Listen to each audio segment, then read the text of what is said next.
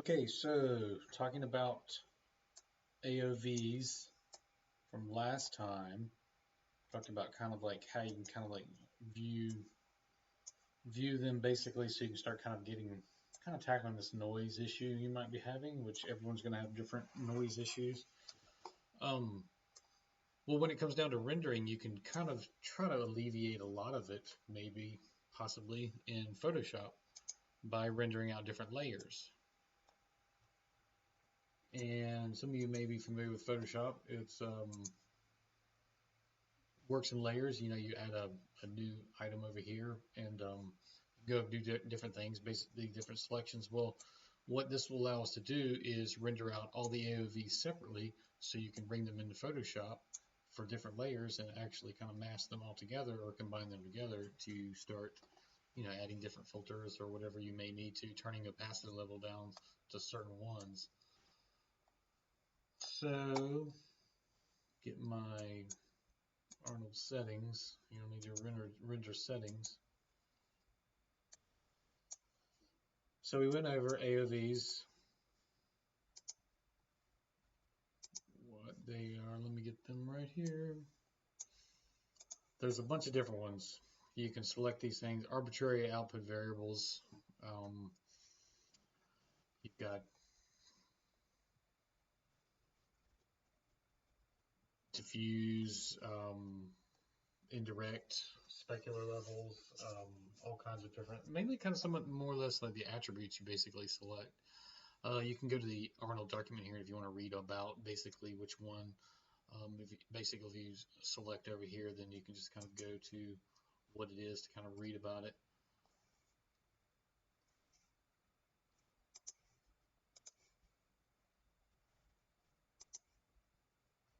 It said select the AOV. Okay, yeah, the indirect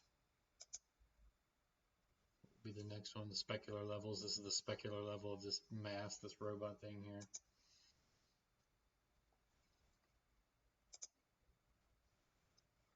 Some of them, it's kind of easier just not to really worry about digging to them. I mean, whenever I render these things out, I try to keep it real simple. There is a script you can put in to hone in on basically which ones you want to do. Put that one in the. Well, let me bring it up. Try to find it. I have multiple windows open here.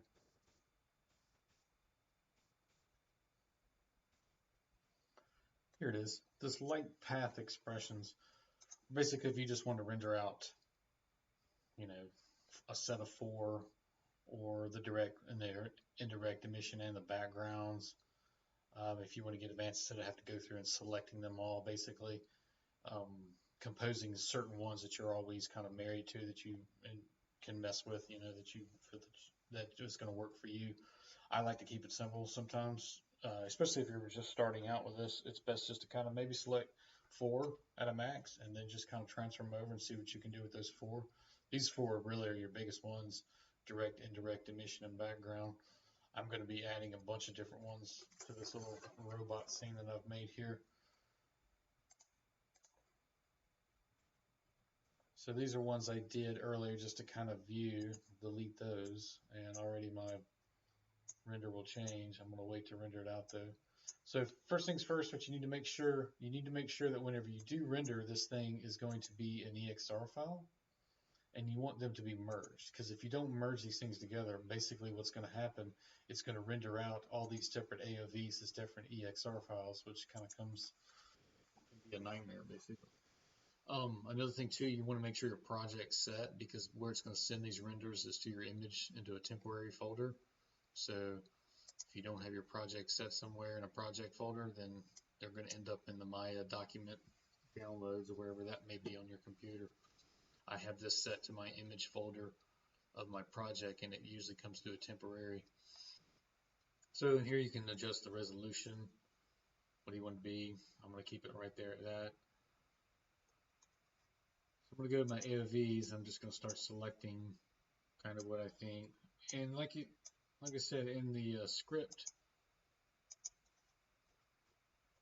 these things right here, this was kind of a main 4 right here. You could select those. Now, what I mean by script is basically you can kind of like basically write an expression in the mail line, and it will basically add these AOVs immediately. A lot of people may not understand that concept, first starting out with Maya, but it becomes easier and easier, and you can kind of a shortcut, in other words, something that you're always doing. But first timers, it's best just to kind of manually add them in. So I'm just going to add in my diffuse, maybe here, and if you hit Control on the keyboard, you'll be able to allow it without hitting them all. The emission, and say like my background, add those. You notice it all spout down here, and then you actually have like the outputs over here that you can manipulate. You can change the filters on these things, whatever you may need to. I wouldn't really mess with them like that. And it actually added them now to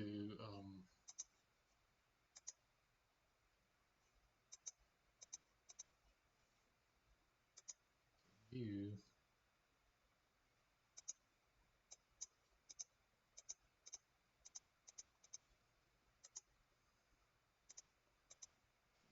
So maybe reset it.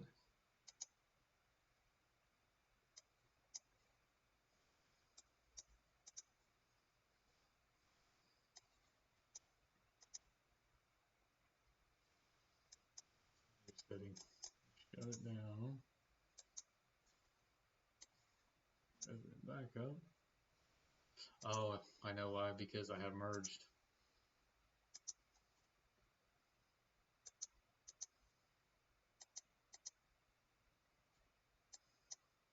Or maybe not. It's kind of contradictory. Let's go and render it. There we go. I didn't have it running. So go back and hit merge. I want these things merged. I'm going to run this thing. So now you can kind of view all these that you have selected over here. So I'm going to go and stop this. I'm going to add in a whole bunch of them so I can show you how these things can kind of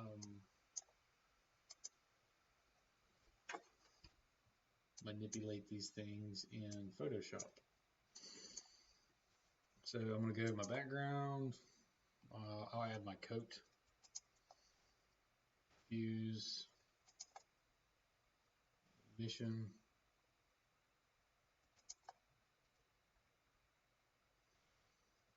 Let's do the shadow too.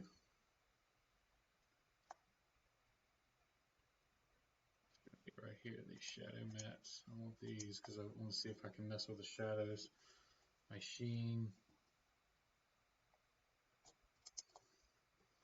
specular, I know I need that. The SSS,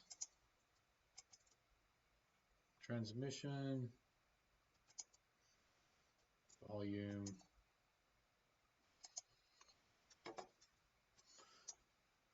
Now you're basically ready to render. A few things though you need to know this before Photoshop. Photoshop will just not open an EXR file though. Like if you go and you open, it will not read this and it will not know what this is. You need to install a plugin, which is no big deal. There are a few different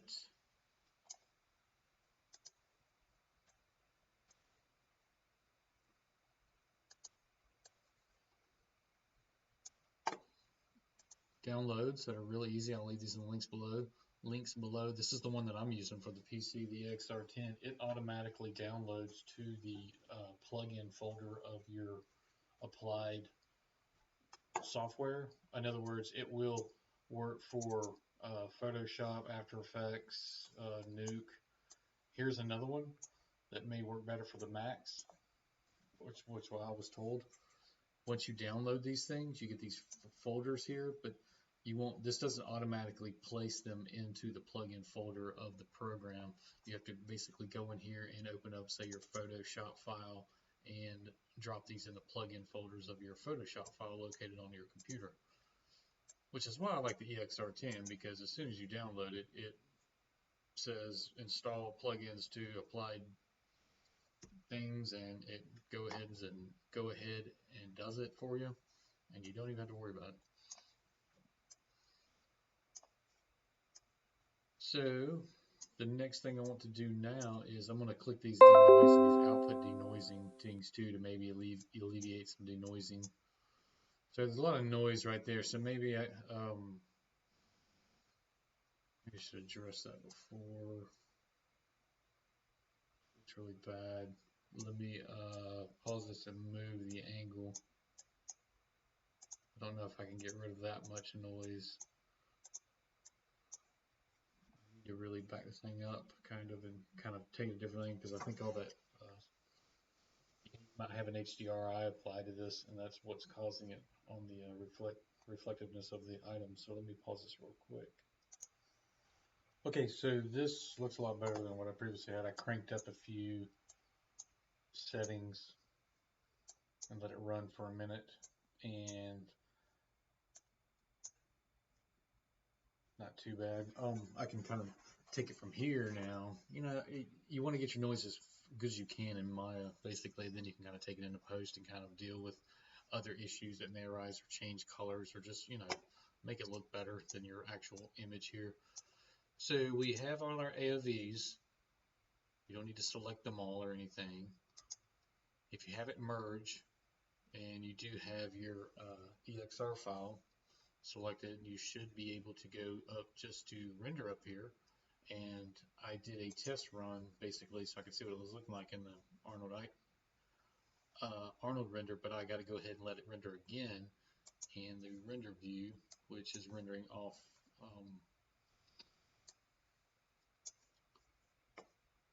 on another screen. I'll pause this so you don't have to wait. Okay, so the render has ceased, and it sent it to my image folder in this temp data. It just sent one file, one EXR file. So I'm going to take that, and I'm just going to open it up in Photoshop. Let me save my Maya scene first. Turn this off. Okay, yeah, everything's good. Control S. So file open. There we go. Now the EXR.io option plugin asks you to basically what you want to open up. Split the alpha, add an alpha to all layers. No, I don't want to do that. Yeah, so I'll just open this up here. So here's all these EXR files, these AOVs that we added to it to begin with.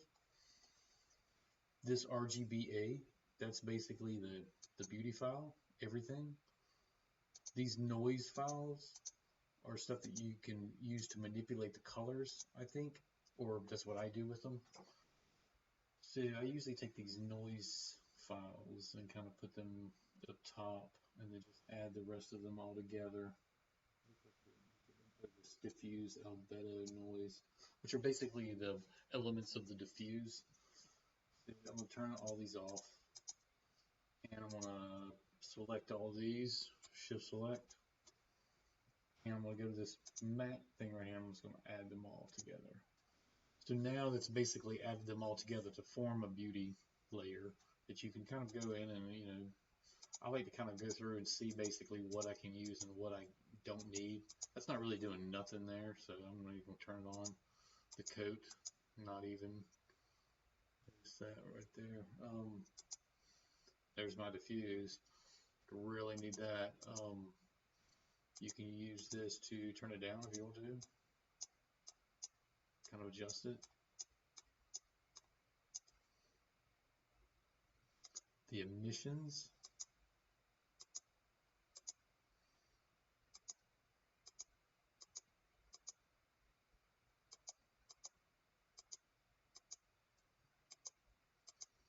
The sheen's not really doing much.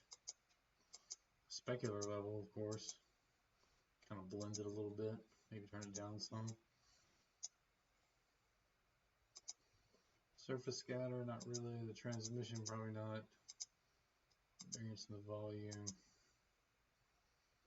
Volume actually does a lot.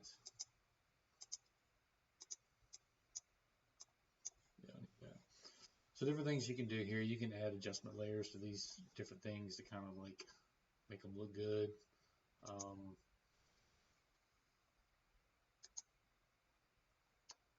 Adjustment layer. You can add filters to them. Let's add hue. No, I'm gonna add a to my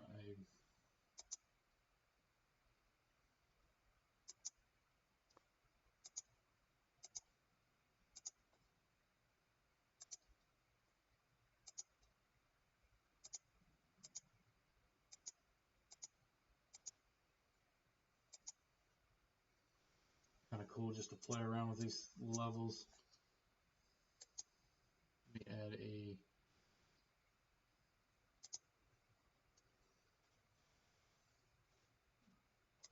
oh, that's what it was doing. Never mind. It was over here on this other screen I was looking for.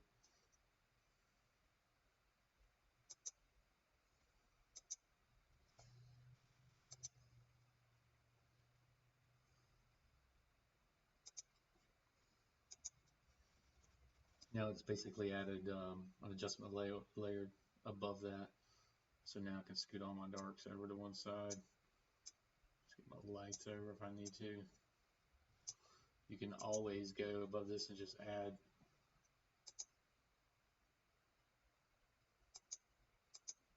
an entire layer to everything to kind of oversee it. One good thing you can do this noise right here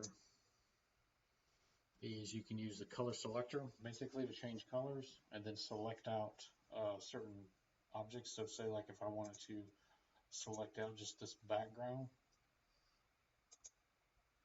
use this right here, go to your color selector up here,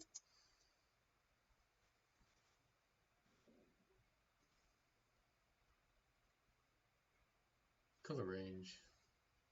I need to adjust this to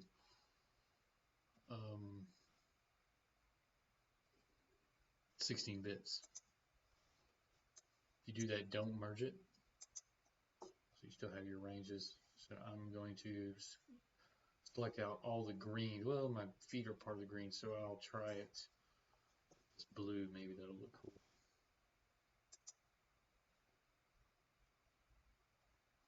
Color range.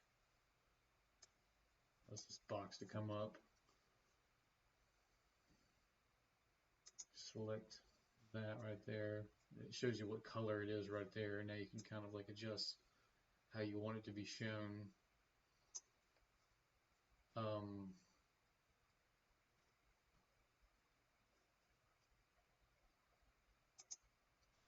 Now it's basically selected all those colors, and you can modify this color or add filters to it or whatever you need to do. I'm going to select the background just because it's a bigger color though.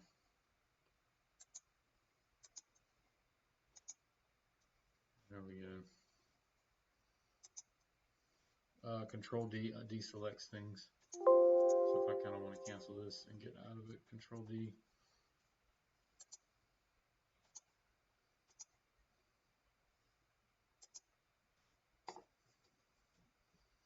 Now you can add,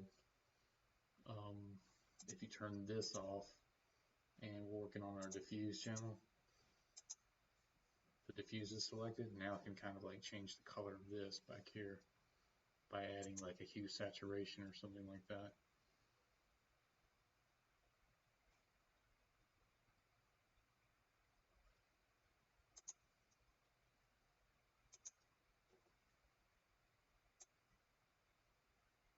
So now I'm affecting just the background. And this works if you got a bunch of noise in the back. You can kind of add another filter to it.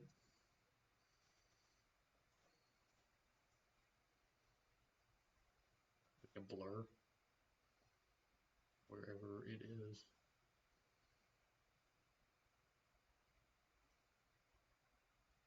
Or actually,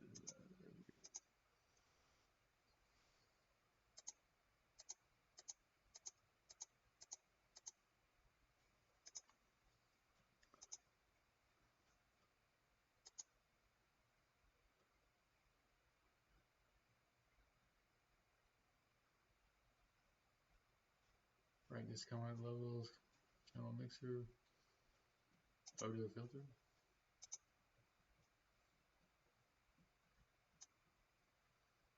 It's cool. So there's many different ways you can kind of do this. You know, play around with these different AOVs. And then whenever you save this right here, basically you save, you know, as a JPEG or however you want to go about it. So I'll let you have fun with that. But that is how you go about rendering out, merging the AOVs. Make sure you have it on merge, render it out. It automatically, you need to make sure that your project is set to your folder, and it will go to your images folder into a temporary folder. If I save another one out, it'll do the same thing. And download the plugin, EXR, add it to Photoshop or the Pro. I'll put both of these in the other one. Basically, I'll put this one and the other one in the description and download that so Photoshop can automatically read it and start posting away. Post, I mean, as in post production. Okay, well, thanks for watching, and we'll see you next time.